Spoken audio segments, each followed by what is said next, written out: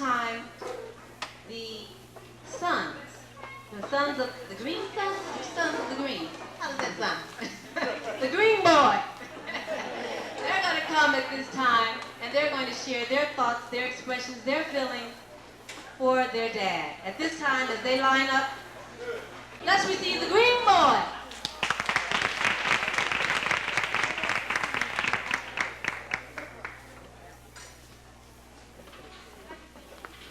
Praise the Lord, saints. I'm here tonight to acknowledge the love that I have for my father. And I want to say it while he's still alive. That I love him, and I thank him for when I was a child, how he brought me up, and how he responded to all the problems that I had in life. And I want to say it in front of everybody, that I'm thankful to have a father like the father I have. And in closing tonight, I have some roses here for my father, and I want to give him his roses here while he still can smell them. And I'm going to make sure. And I'm going to make sure he smells them before I leave. Next is my brother Michael.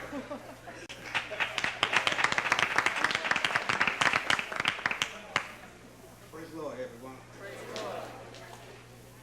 My name is Michael Green.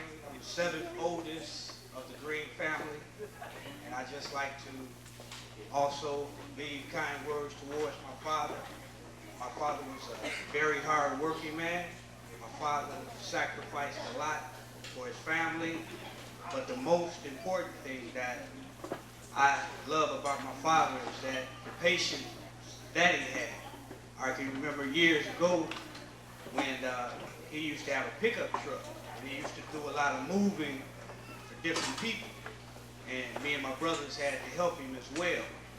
I can remember times where he would do jobs for different people, and a lot of times either they didn't have all of the money or they didn't have none at all. And I can remember this one particular incident. I don't know if he remembers it, but I remember it very good. We was doing a job for this lady, and when we got through with her, all she had was $7. And I thought maybe that would kind of upset him a little bit, but I looked at the expression on his face because I was kind of mad about it. But I looked at the expression on his face, and that right there in itself kind of helped me because I have long learned to have patience. I mean, my father, he's a very patient man, and if there's one thing that I can say that I have is patience. And I like to read this poem that I picked up on his retirement. And it goes as follows. May these congratulations and warmest wishes too add one more touch of gladness to this special time for you. And though you've had many happiness in the years you long recall, may these years that still await you be the bestest of all. And I like to tell my father that I love him very much. Thank you.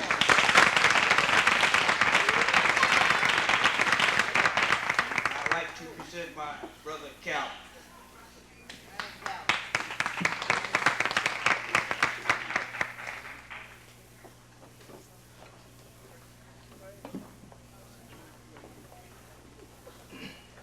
As my younger brother Michael said, that I am the sixth, and this is the halfway point.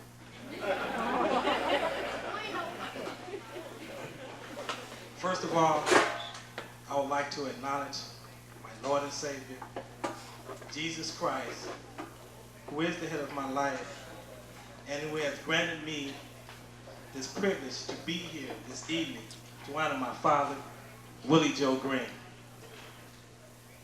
My father has been such a great inspiration of my 31 years, and knowing him, I can say he's well respected by all 7 sons and 5 daughters. Willie Green is a man that I can look up to, not only as a father, but as a role model. In my 31 years of knowing him, I have found there is nothing wrong nor strange in having a positive image to look up to. We all know that kids have their superheroes, students, their teachers, team players, their captains and coaches. Why? Because role models bring out the good or best in us. As a correction officer working at various institutions and being around prisoners throughout the day, it's required of us to be a good role model. Imagine, even role models can sometimes influence or persuade convicted felons to make a change or to become law-abiding citizens. Many times when prisoners make that change, they do take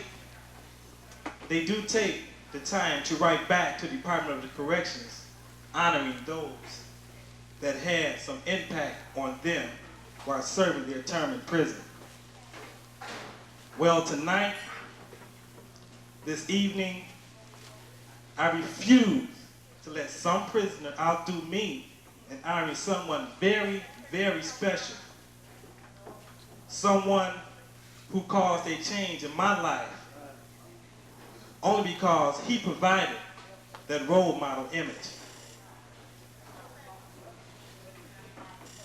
Mr. Willie Green, will you please rise?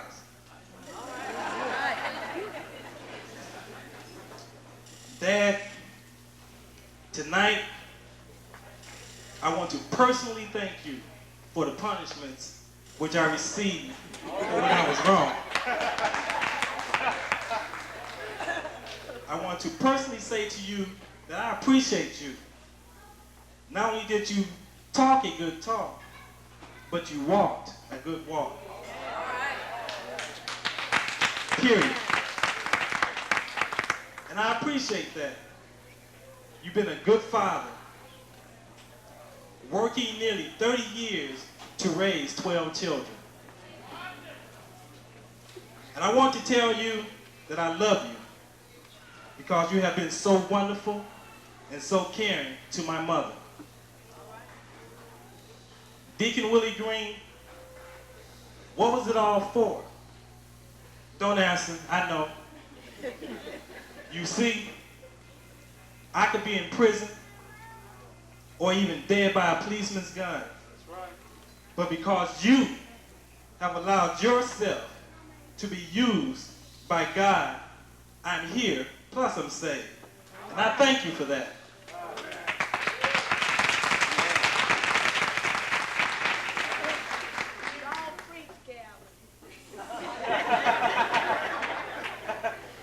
Tonight, my family and I honor you by presenting this gift to you. It's our way of saying, job well done.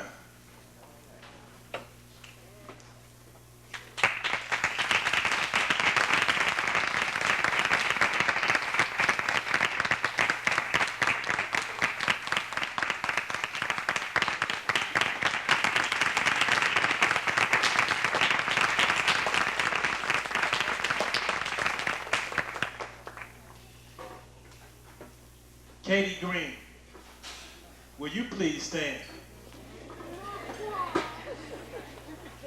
They say behind every great man, there's a great woman. All right.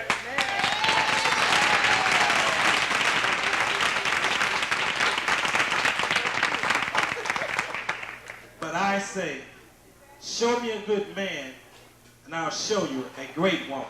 All right. I've never seen you behind Dad, but always at his side. All right. My family and I honor you by presenting this monetary token to you is our way of saying you are a virtuous woman.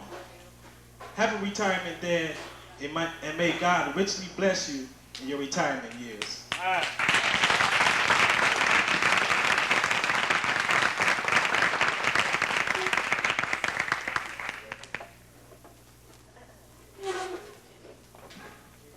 got there this morning. Meet brother number 7, Gary Green.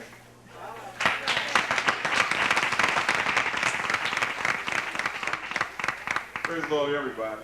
I think my brothers have done a very, very good job so far in honoring my mother and my father. There's a whole lot of things that I could say about my father, and it's a whole lot I can also say about my mother. But I remember one thing that stands out most in my mind is when I was about 5 or 6 years old, and we were standing on the east side of Detroit.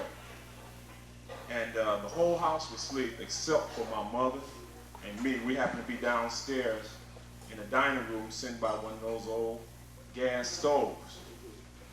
All of a sudden, we heard somebody shout to look out. We didn't know what was going on. All I seen was my father coming down the stairs with a hot stove in his arms. What had happened is the stove had caught fire on some old towel in the upstairs. And nobody smelled the smoke, nobody seen the fire but him. And here go a man carrying a hot stove down some stairs in his arms. And when I turned and looked at my father's face, I could see, the determination to protect his family. All my brothers and sisters asleep. No one's up but me and my mother. He took that stove, brought it down the stairs, picked it up again, and took it out the back door. Not once did I hear him holler or scream. That's the kind of father that I had.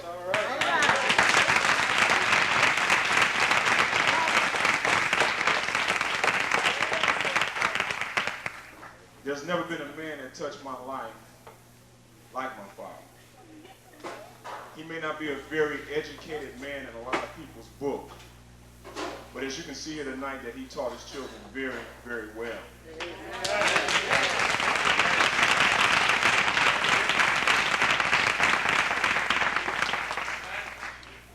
On my 32 years here on earth, I never could remember me hugging my father. I'm going to hug him tonight.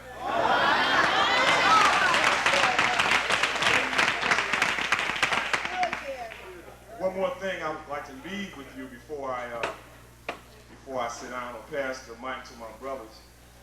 There's another event in my life that took place, and it happened when I was about 17, 18 years old. So we all had curfews, and we was finally allowed to date when we was about 18. At least the boys was. So my sister still don't date. But that's all right, that's all right. Well, anyway, one day I got brave. He let me go out, told me to be home at 11. I'm 18 years old, y'all. I came home at 5 minutes after 11. Knocked on the door. 12 people in there asleep, nobody answered. Knocked again, nobody answered. So I kicked the door. And when I kicked the door, guess who was behind me? My father, standing 6'3", 285 solid pounds, snatched me in the house, threw me up against the wall, and at that time, I think I said something smart to him. Like something like, "Don't hit me no more."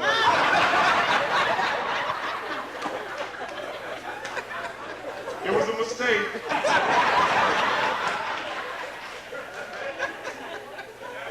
Without hesitation, he went upstairs to my little room, began to pack my belongings, didn't bring them to me. I heard them falling off the back porch. Down in the backyard, So I'm talking stuff, and I go out in the backyard to pick up my belongings. And the door closed behind me. So I'm out there picking up my little underwear and stuff like that. Packing it up, wondering where I'm going to go. I look up, I hear something up on top of my head, rumbling. I look up, here comes my mattress.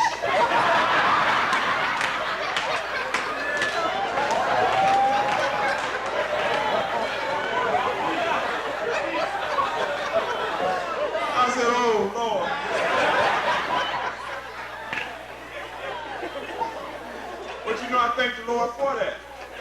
That taught me a lesson. You know, it's funny now, but it taught me a lesson. And my father had always been that type of man. You know, he say what he meant. It might take him a while to say it. But when he finished, you know what he meant.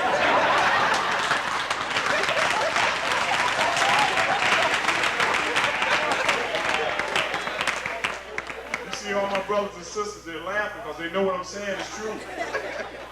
I remember my mother used to tell us, we used to, you know, get on her nerve and everything, and she used to say, wait till your daddy get home. We knew what that meant. Dad had worked 2 jobs. And when he got home, sometime around 9 or 10 o'clock, we knew we was in trouble. He used to line us up. And when he finished with us, well, we thank him for that. I thank you for being strict on me, Dad. I thank you for all the whoopings that you did give me. And I think I got more whoopings than any of my brothers and sisters. I think I stopped counting around 7,000.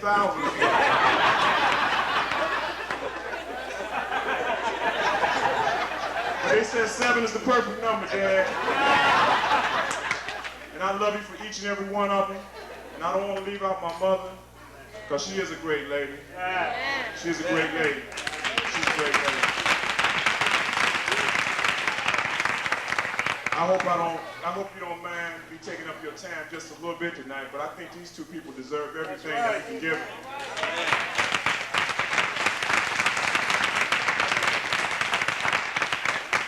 My mother is small in stature, but she's big in heart. I'll never forget the time she told me to take out the garbage. And I said, Mom, I'll take it out some other time. And I'm sitting there watching TV. She said, take that garbage out, boy. I said, I get it. At that time, I was standing 6'3", weighing about 190 pounds. So I knew it wasn't nothing she could do with it. So when she told me the 3rd time, I said, look, I told you I'm gonna get it. Next thing I know, here come a baseball bat upside my head. She had no trouble with me taking that garbage out, cleaning up. Anything she wanted me to do, just don't hit me with that baseball bat. But I thank the Lord for my parents. I have 2 beautiful parents, and they did a very good job of raising us. And not only those 2, I thank the Lord for my Aunt Eva. She might not say anything tonight, but Eva is a beautiful woman. Amen. Amen. Amen. I wouldn't dare stand up here tonight without giving her some honors, because she's a beautiful woman. She helped raise us. I thank the Lord for her, because the Lord put her in our home for many, many years. And she helped us through the way. I'll never forget how she gave us our last. She did a lot for us, and I thank you, Eva. I thank you very much. And Dad, I'm going to hug you tonight. I'm going to squeeze you tight. I'm finally big enough. I can get you in my arms now. Ladies and gentlemen, my brother Charles.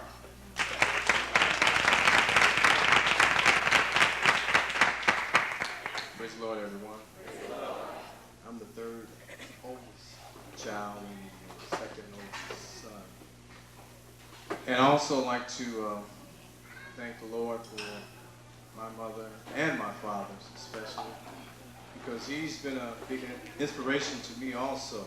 You know, quite a few of my brothers have went back to the 60s, and I guess I have to go back to the 60s also, because I can recall one incident when my father came home. He left. He used to smoke Viceroys and Cools, and he used to always tell us, go to the store and get me a pack of king-size Cools and some Viceroys and so forth. But this particular night when he left, he went to prayer and tearing service over on Dexter and Puritan with my mother. And we were at home, the kids were at home. And it was something really different about him when he got back home. I saw it in his eyes, and I had never seen before. And he walked in the house, and he was smiling, and he was grinning. And I'm saying to myself, what's the deal on him? What's wrong with him? And he came in singing the song, I Got a Crown, and You Got a Crown, and all of God's children got a crown to wear. And when we get to heaven, we're going to pull off our crown and shout all over God's heaven. My father had just received the gift of the Holy Ghost, and he was happy. He came in, and he was talking to his kids, and he was laughing, and my mother was shouting around the house, and we all began to get on our knees and pray. And that day really left an imprint on my brain, because I think from that day on, I really began to take Christianity real seriously. You know, I began to want to learn more about God. And my father, as my brothers have stated, has taught me how to live a Christian life. And I appreciate that too, Dad. I also can recall another incident when I was about 17 in high school. And during that time, I was growing an afro, and it had got to be a pretty nice size. And my father, he didn't appreciate those big afros. He would always say, "Get a haircut, boy." And I was working a little job here and there, and he said, "Well, I'm going to give you some money to make sure you get a haircut. You don't have any excuses." And so I had a way that I could put a stocking cap on my head and just lay it real flat. And I thought I had him fooled for a while, so we went to church that night. And, you know, I guess it was okay, but until I picked my hair out. So when I got home, he was waiting on me. He told me, he said, "You got two choices. I gave you money to cut your hair, and you went and had a lining and thought you fooled me." He said, "You got two choices now." And I was standing up at the time. He said, "You can stand up and let me cut your hair, or I can knock you down and cut it." And he meant business too. He meant business. And my father, if you ever had a haircut by my father, you don't want to go that route. I was 17 years old in high school, and he did cut my hair, and after that I had to really get it cut. But all in all, I thank my father for what he's done. He used to always tell us that he said, "I would, if you don't mind me, I'll put something on your back that would carry you to your grave." And I'm a witness tonight, because I got it on my back. Definitely have it. But I thank God for my father and my mother. I think they've done a beautiful job in raising their children. All the children that I have that fear of God, you know. We get together a lot and we talk about the Lord, you know. You may not see us all the time, but we love God because we've been raised by parents that love Jesus. And I just want to thank my father too. I've never hugged my father either. I could never remember hugging him, but I think I'm going to hug him tonight too. Right. If my father would, maybe he can just get 2 for 1 right now. I want him to stand up and come up here so me and my brother both can get our hugs in now.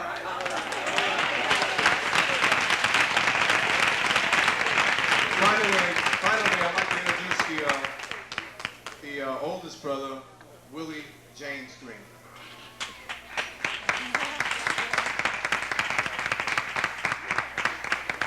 Thank you.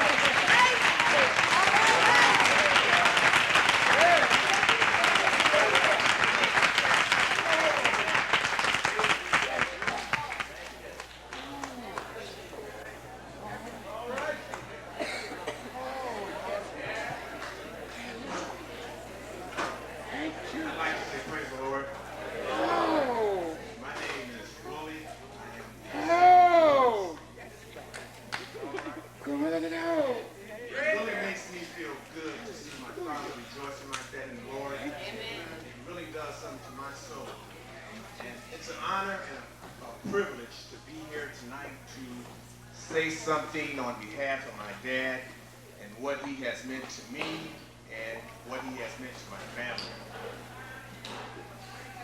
One of the things that I'd like to say in his behalf is that, first of all, I'm glad that I have a saved father. I am glad that I have a saved mother. And like some of my brothers and sisters have already stated, that it was my mother, it was my father, it was my aunt that it took to raise us all. And I really appreciate that, and I'm quite sure that my brothers and sisters also appreciate that, to be raised by saved parents.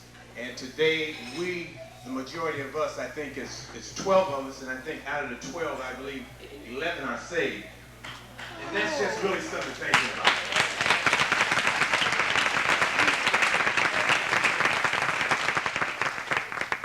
I'd like to thank my dad for being a strong provider, for also being a strong leader in the household, because we know in a time like this, that's what it takes.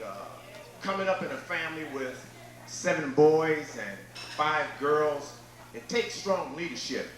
And the reason that I can understand that is because I have a family, and I have 3 boys and 2 girls. And the example that my dad set for the sons, it's not words that I can sit here and explain to you for the things that he's done to us and how he has helped us out financially, and the love and the trust that he has shown us in my 36 years.